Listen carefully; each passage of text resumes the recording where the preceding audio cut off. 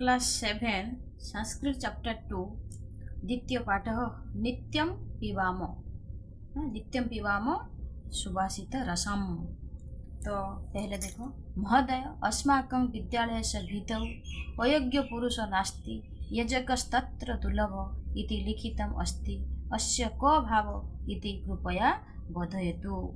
इसमें सुशील ये करके एक मतलब स्वार्थ है महोदय, महोदय है महोदय, अस्माकं मतलब हमारे विद्यालय में क्या है न, विद्यालय की भीतो मतलब दीवार पर कोई भी अयोग्य मतलब कोई भी पुरुष अयोग्य नहीं होता, पर उसे यज्ञ काम में जड़ने वाला पुरुष ही क्या होता है ना, दुर्लभ होता है। तो दुर्लभ होता है इति मतलब ये क्या है, ये लिखा हुआ है। इसका क्या भाव होता है, अस्य को भाव, इसका क्या भाव होता है, इति कृपया बोधय, तो इसका कृपा करके बताए। उसमें क्या लिखा है, भो सुशीले अस्य भावार्थ अस्त्य यत् अस्मिन् जगति को अपि यज्ञ नास्ति सर्वे यज्ञा सन्ति परन्तु प्रेरकस्य मार्गदर्शकस्य च अभाव अस्ति। अध्यापक बोल रहे, क्या बोल रहे हैं, ये सुशीला इसका भावार्थ ये है, इस संसार में कोई भी अयोग्य नहीं है, कोई भी नास्ति, कोई भी अयोग्य नहीं है, किंतु प्रेरक और मार्गदर्शक का क्या है, प्रेरक और मार्गदर्शक का क्या है ना, अभाव है। क्लियर। फिर बोल रहा है, ये बोल रहे मान्यवर अहम अपि विद्यालयस्य परिसरे एतादृश श्लोकं पठितवती। वो बोल रहे हैं क्या है, मान्यवर मैं भी विद्यालय के परिसर में इस प्रकार एक श्लोक पढ़ा है, पठितवती मतलब पढ़ा है।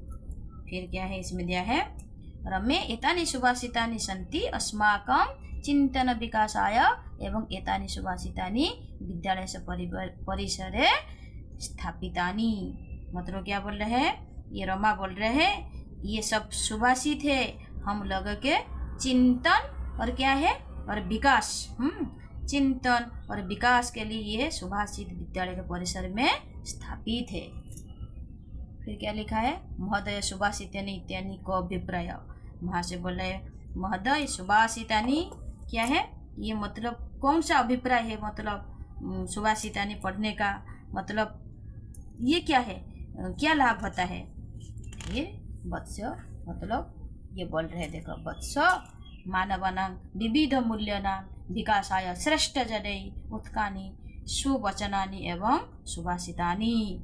अध्यापक क्या बोल रहे हैं, वत्स मानव के विविध मूल्य के, मानव के क्या है ना, विविध मूल्य के विकास हेतु क्या करना पड़ेगा ना, मानव विकास हेतु हम लोग को क्या है ना, श्रेष्ठ जन के द्वारा क्या है उनका बात को, श्रेष्ठ जन के द्वारा क्या है उनका बोले हुए सुंदर वचन ही क्या होता है ना, सुभाषितानि होता है।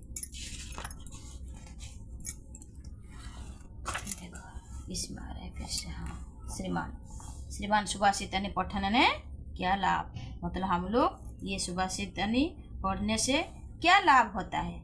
ठीक है, तो इसमें लिखा है अहम, इसमें एक छात्रा बोल रहा है अहम वयम अपि सुभाषितानि पठितुम् इच्छामि, मुझे भी ये सुभाषितानि ये पढ़ने के लिए बहुत इच्छा रहे, कृपया अस्मान पढ़ के हम उनको ये पढ़ाइए।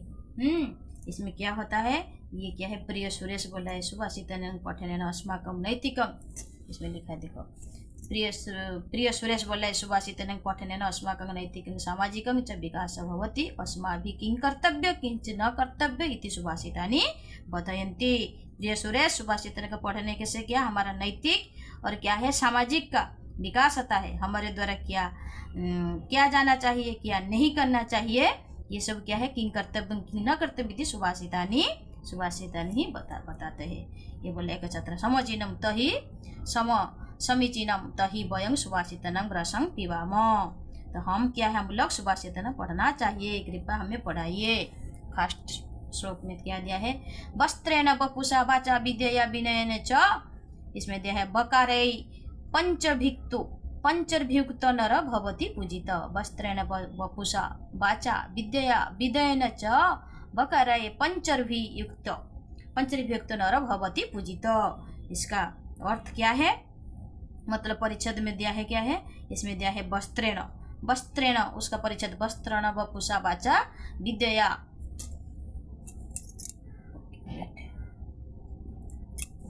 क्या दे रहे हैं देखो, हाँ।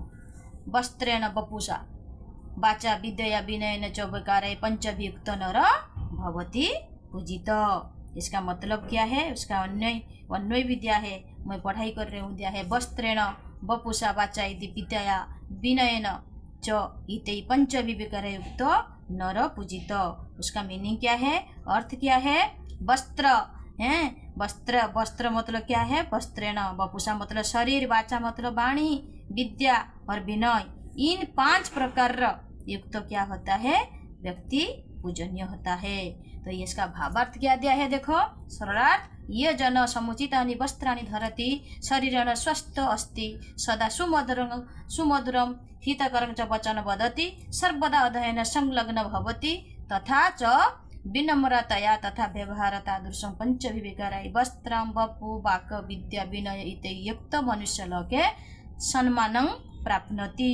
इसका सरल, जो व्यक्ति अच्छे पोशाक धारण करता है और शरीर स्वस्थ है, हमेशा मधुर बात बोलते हैं और क्या है, हमेशा अध्ययन में संलग्न रहता है और विनम्र स्वभाव रहता है, विनम्रता पूर्वक व्यवहार करता है, उसे 5 प्रकार वस्तु मतलब वस्त्र, कपड़ा मतलब वस्त्र, बपु मतलब सर, वाक मतलब बात, वाणी, विद्या, विनय के युक्त मनुष्य लोगों को क्या होता है ना, सम्मान प्राप्त है।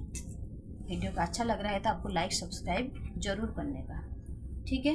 नेक्स्ट ये दिया है देखो, षोडशा पुरुषेण हातव्य भूतिम इच्छिता निद्रा तंद्रा भय क्रोध आलस्यम दीर्घ सूत्रता। षोडशा पुरुषेण हातव्य भूतिम इच्छिता निद्रा तंद्रा भय क्रोध आलस्यम दीर्घ सूत्रता। तभी इसका मतलब परिच्छद का ये क्या है भी, ये भी परिच्छद दिया है, उसका अन्य दिया है, उसका सरलार्थ दिया है। ओके देखो, इसमें दिया है परिच्छद में षोडशा पुरुषेण यह हातव्य भूतिम इच्छिता निद्रा तत्रा भयम तंद्रा भयम क्रोध आलस्यम दीर्घ सूत्रिता। हाँ, अन्य क्या है मतलब इसका दिया है क्या है, हातव्य मतलब क्या है, जो छोड़ने के लिए नायक, और भूतिम मतलब ऐश्वर्य, तंद्रा क्या है, तंद्रा मतलब क्या है, मतलब ऊंघाई होता है, दीर्घ सूत्र कार्य करने का टालने का मतलब ये होता है। तो उसका उनका यह भूतिम इच्छिता पुरुषण निद्रा तंद्रा भय क्रोध आलस्य दीर्घ सूत्रता षोडश अंतव्य। इसका अर्थ क्या है, जो उन्नति चाहने वाला है, क्या है, भूतिम इच्छति, जो उन्नति चाहने वाला है, जिसको डेवलप चाहिए, क्या है, इस पुरुष को क्या चाहिए, षोडशा मतलब उसको क्या चाहिए, निद्रा तंद्रा डर क्रोध आलस्य, ये सब दीर्घ सूत्रता था, ये 6 दुर्गुण को त्याग देना चाहिए, इसका अर्थ है, ठीक है। शरत क्या है इसमें दिया है देखो, इसमें शरत में दिया है अस्मासु निद्रादय षोडशा भवन्ति एते अस्माकं ऐश्वर्य उन्नतस्य अवरोधक भवन्ति अतः यदि मानव स्वजीवेन धनिक विद्वान या भवितुम् इच्छति ऐश्वर्य वैभवं च प्राप्तुं वाञ्छति तैं स अतिनिद्रा तंद्रा भीतिं क्रोधम् आलस्यम् और क्या है न विलम्बेन कार्यकारण प्रवृत्ति च एतान् षोडशान् परित्यजत। इसका मतलब क्या है, हम सब अति क्या करना है, षोडशा मतलब निद्रा तंद्रा डर क्रोध और आलस्य, ये सब को क्या करना पड़ेगा, ये सभी हमारा ऐश्वर्य उन्नति का बंधक है। तो इसीलिए यदि व्यक्ति जीवन में धनी या विद्वान होना चाहिए तो ऐश्वर्य वैभव को प्राप्त करना चाहिए तो उससे उन 6 दोषों को क्या करना चाहिए, न त्याग देना चाहिए। समझ में आ रहे हैं? Thanks for watching. फिर नेक्स्ट वीडियो में मैं पार्ट 2 वीडियो बनाऊंगी।